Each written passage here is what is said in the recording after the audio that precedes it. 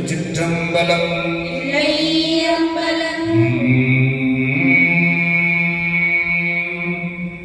பக்தனாய்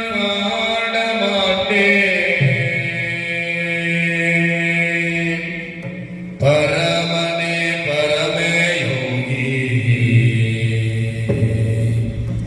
எந்தினா பக்தி செய்கிறேன் என்னை நீ